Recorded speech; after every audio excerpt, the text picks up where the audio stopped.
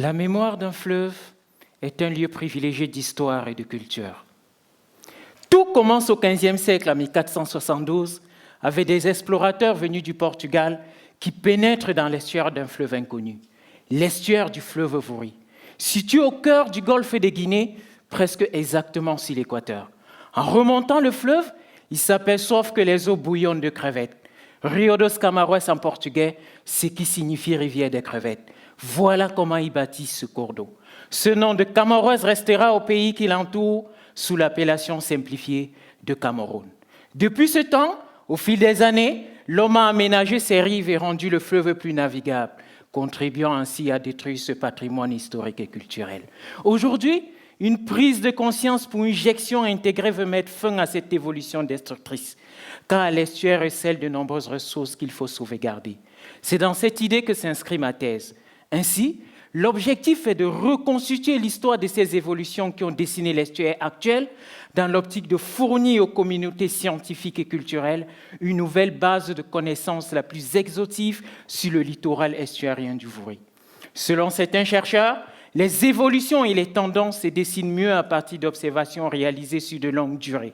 Alors, en dépoussiérant les étagères et en fouillant dans des tiroirs restés fermés depuis des siècles, j'ai effectué un voyage dans le temps, à la recherche des cartes marines, relevés topographiques et registres de marée indispensables pour la navigation. Les archives retrouvées, je les ai inventoriées, numérisées et enfin sauvegardées pour toute utilisation ultérieure.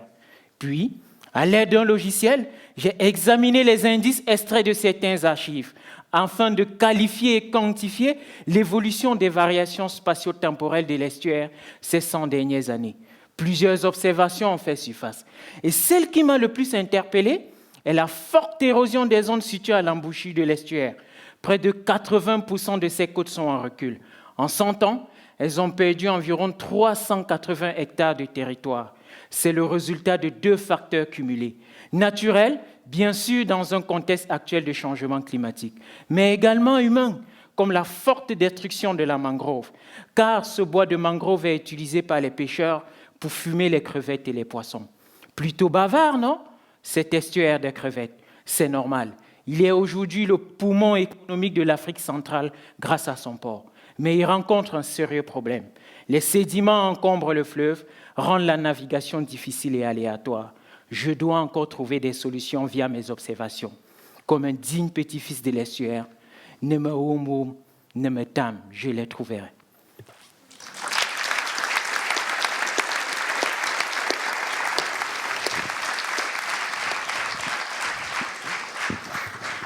Merci Yannick.